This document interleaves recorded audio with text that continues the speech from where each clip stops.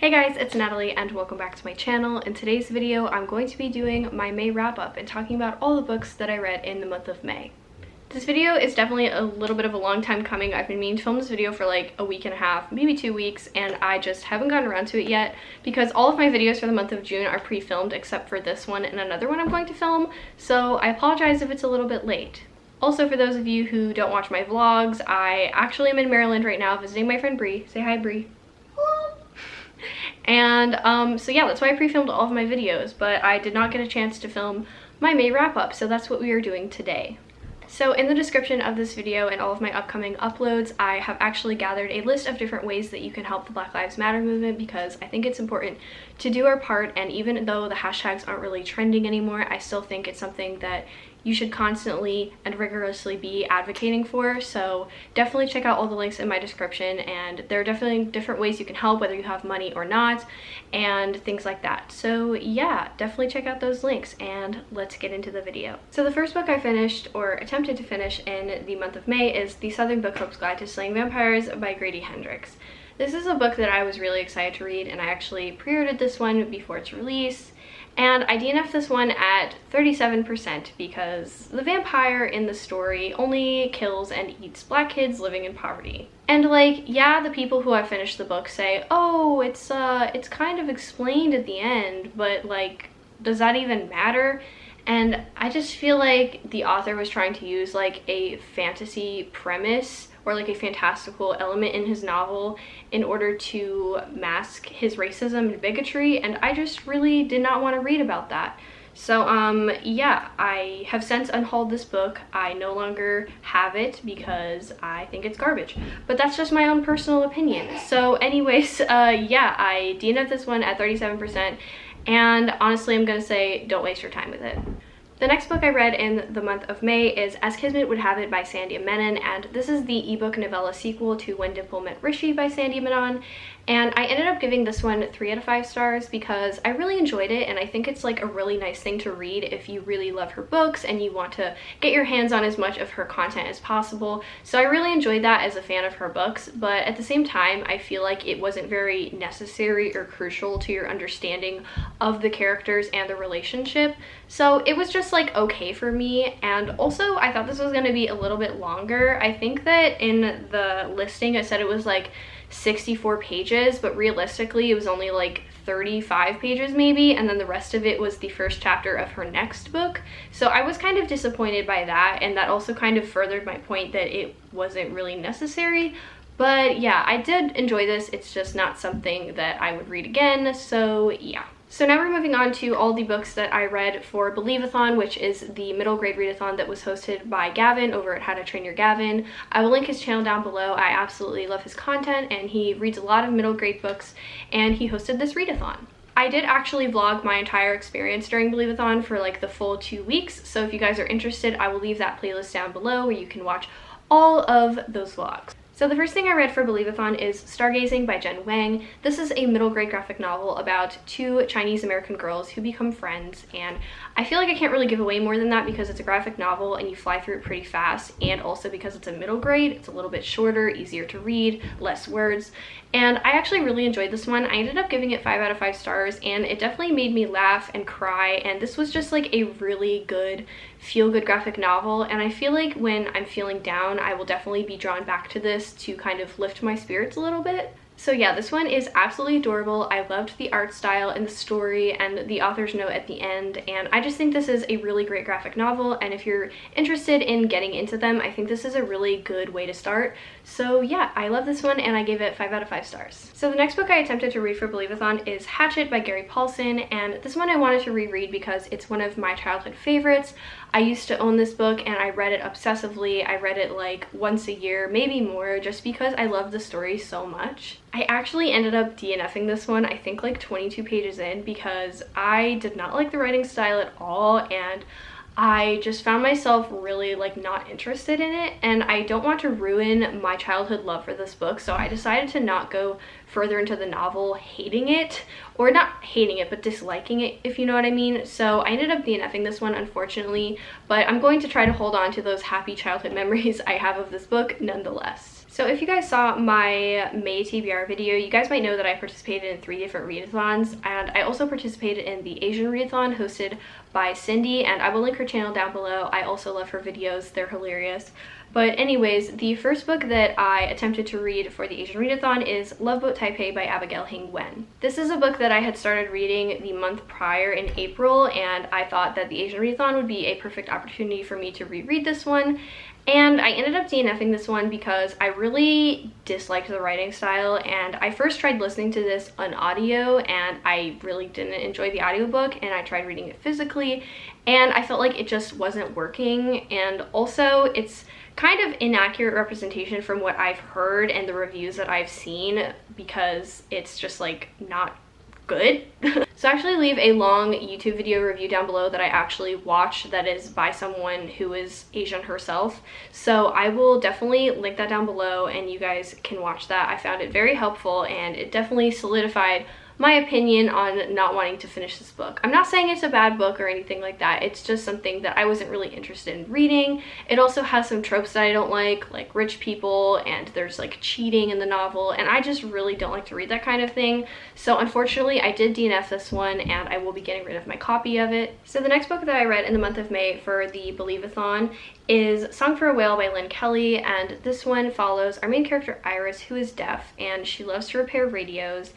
And she doesn't really fit in at school, and people think she's stupid just because she can't hear them, and I believe she's the only deaf person at her school, so she just has a really hard time feeling like she belongs. And one day she finds out about a whale who has a higher pitched frequency than other whales, and he also can't communicate. So Iris tries to find a way for this whale to communicate and to feel like he's heard and that he belongs, because he's just swimming aimlessly around. And I just really love this story. It was so cute and so well written, and a lot of it takes place like on a cruise ship, like through the Arctic, and I really just loved that scenery of it, and it was just so cute and heartwarming. I can't really say anything else about it other than that it was just adorable, and you should definitely check this one out. So yeah, I ended up giving Song for a Whale by Lynn Kelly 5 out of 5 stars, and I think this is an absolutely fantastic middle grade read. So the next and last book that I read for the middle grade readathon Believe-a-thon is Hurricane Child by Kaysen Callender, and this follows our main character Caroline,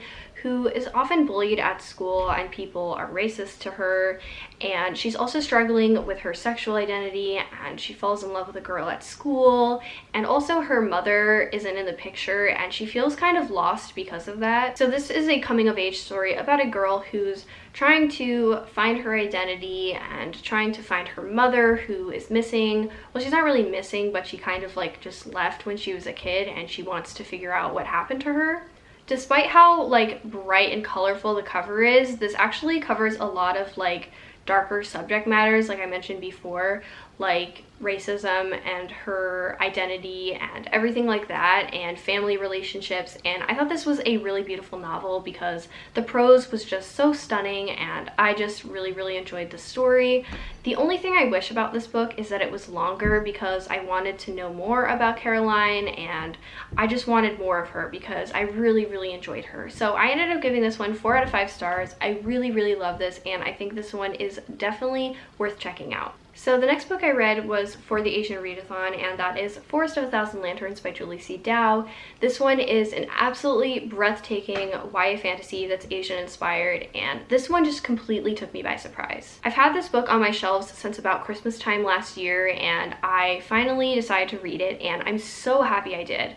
This is definitely one of my new favorites of all time. It's basically an evil queen retelling, but Asian, and it kind of shows our main character Shifeng working through the ranks and rising to become an empress. I feel like I summarized that really poorly, but just that premise alone hooked me, and that's why I wanted to read the book.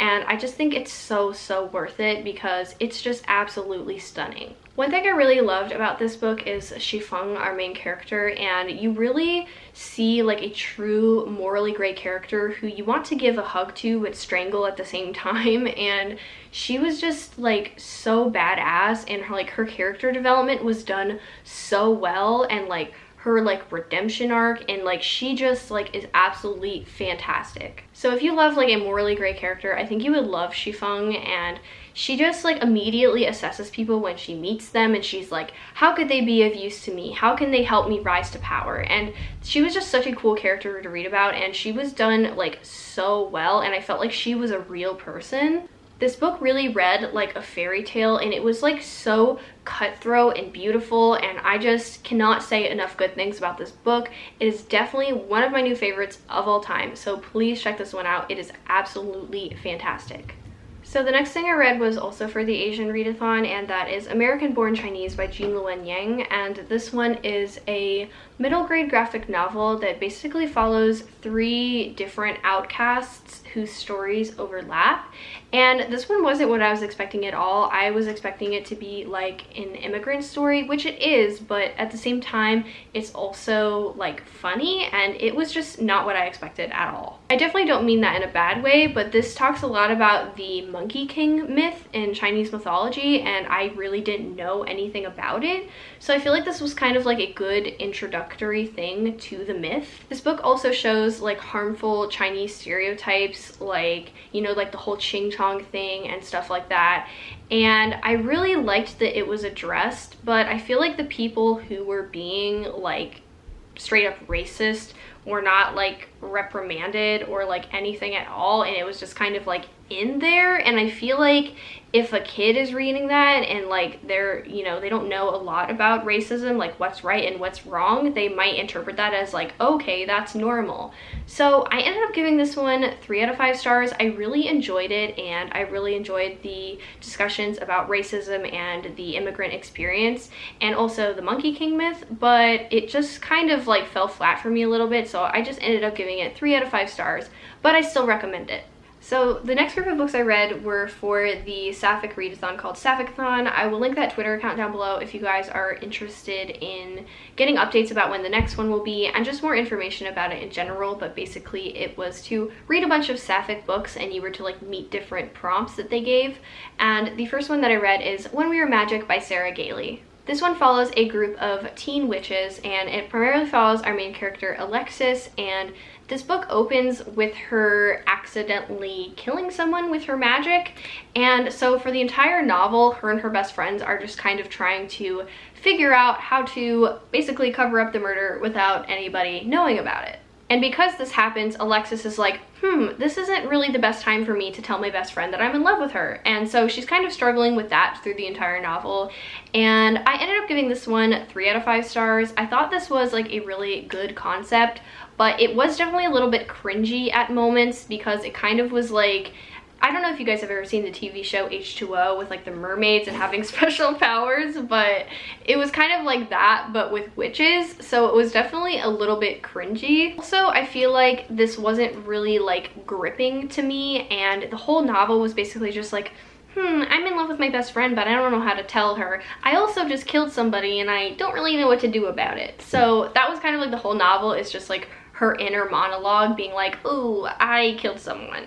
And so it just like didn't really go anywhere, and they weren't really in danger of like being found out, and so like I didn't find that very suspenseful. So I don't know, I really enjoyed this and I thought it was really entertaining, but for the most part I was just kind of like bored, and I was also cringing a little bit. But overall I think it was alright, and I think that if you like witch stories like I do, I think you'll definitely enjoy this one.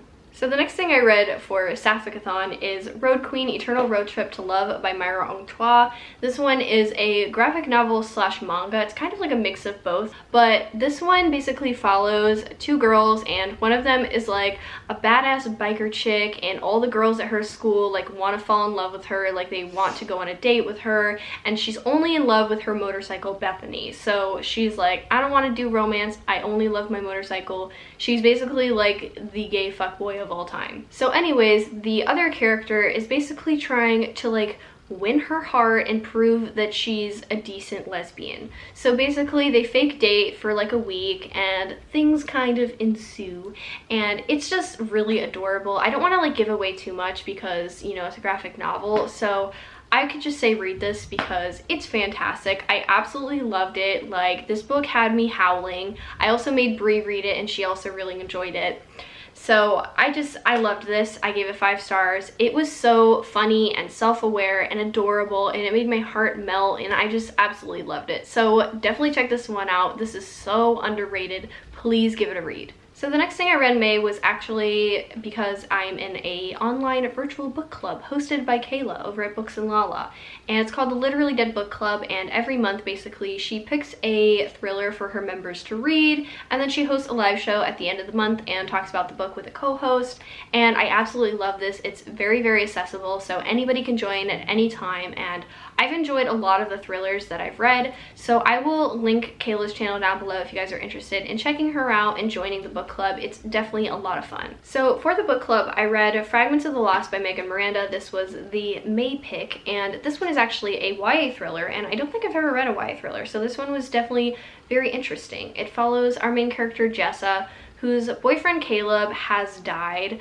but she doesn't really think that he died, and she basically goes through all of his things in the beginning of the book, and his mom is making her unpack his room, and so like every object that she comes across, there's like a flashback to like them in their relationship, and she finds out things about Caleb that she didn't really know about before, and she's kind of like, did I really even know this guy? So it's very, very interesting to read. So basically it just follows Jessa finding out things about Caleb, and it kind of furthers her belief that he's not really dead, because she's like, do I even really know him that well? So she goes on an investigation of her own to find out what happened to him, and I actually really enjoyed this one. I ended up giving it 4.5 out of 5 stars. I thought this was really like gripping, and I really liked the concept of like her holding an item and then there being like a flashback, and it was very cool to see like the dual timelines and everything like that, and like how her relationships with people have changed after his death and everything like that. Like I just thought this was really, really interesting, and I enjoyed it the whole time that I read it. And yeah, that's all I really can say about it, but I really enjoyed this one, and I think that if you're looking for a good YA thriller, highly recommend this one. It was a lot of fun. So up next, I read The Lady's Guide to Celestial Mechanics by Olivia Waite, and this one I started like 2 months ago, and I was like, maybe I can finish it for Sapphic-a-thon. So that's exactly what I did. And it follows our main character, Lucy, and the book opens with her attending her ex-lover's wedding, and she's getting married to a man. And so she's heartbroken, and she's also the daughter of an astronomer, and he has since passed away in the beginning of the novel. And so basically she gets hired by a widower named Catherine to finish writing, I believe it's like a study on astronomy, and there's like a French translation that needs to be translated to English. So Lucy takes on that job from Catherine, and they kind of end up striking up a romance. So I ended up giving this one 3.5 out of 5 stars. I thought this one was really, really cute, and I really loved how this one was more based on like their relationship rather than smut. So if you like books that are like lighter on the smut and more so focus on the relationship and the people in it, highly recommend this one. I just found this one to kind of drag on a little bit for me, and I found this one really difficult to like go back to, and so I ended up giving it 3.5 out of 5 stars. I still really, really enjoyed this, and I still highly recommend it, but it just kind of didn't keep my interest. So the next and last book that I read for Sapphic-a-thon is Orpheus Girl by Bernard Bell Henry. This one was a reread for me. I originally read this one in January. Absolutely loved it. One of my favorite books of the year, just because I really, really related to the main character Raya so much. And this one basically follows Raya, and she lives in a very small Texas town with her grandmother, and she basically falls in love with her best friend, and they get found out and outed, and they both get sent to conversion therapy camp. So this book is definitely a heavier read, and it's also kind of a loose retelling of Orpheus and Eurydice, and it's very, very harrowing to read. So just keep in mind before you go into this one that there is a lot of trigger warnings, because you know there is violence against queer people in this book, and it makes it very difficult to read about. But overall, I thought this was just so fantastic, and it was so nice to reread it, and I really relate to Raya, the main character, like so much, and she was like the first character who I really like looked at in a book and I was like, that's me. And so I just really, really love this book, and I recommend it to literally anybody and everybody because it is so, so fantastic. The writing is beautiful, and it definitely very delicately tackles a very hard subject, and so I really love this book for that. And it's also very short. I think it's only like 176 pages, so it's a really short read, and I think this would be absolutely great to read for Pride Month if you want to educate yourself a little bit more about what conversion therapy camp is like. So yeah, absolutely loved rereading this one. I gave it 5 out of 5 stars again, and I loved it. So the last book I'm going to mention is one that I'm 75% of the way through, and that is Take a Hint, Dani Brown by Talia Hibbert. This is the companion slash sequel to Get a Life, Chloe Brown by Talia Hibbert, which I really, really loved. I gave that one 5 out of 5 stars, and I've rated everything I've read by her highly just because I absolutely love Talia Hibbert's writing. This one is also an adult romance, and I've just been really, really enjoying this one. This one isn't out yet. I actually want to give, I feel like I'm already going to like rate it 5 stars. Like, I'm definitely going to talk about it in my June wrap up, but I just know I'm going to give this one 5 stars. I just love Talia Hibbert's writing. She always writes like such like soft, cute heroes and badass heroines, and I just love her writing. So please check out any of Talia Hibbert's work. Her stuff is just amazing. So I think that concludes my very late May wrap up. Thank you guys so much for watching this video. Leave a like, subscribe down below, and hit the notification bell if you don't want to miss a single upload. Definitely check out all of the links in my description on how you can help with the Black Lives Matter movement. Some of them only take 5 minutes. You don't even need money to help out. And I also left a list of Black authors you can read, Black booktubers you can check out. So definitely do your part and check the links in my description. So like I said, thank you guys so much for watching, and have a great day. Bye!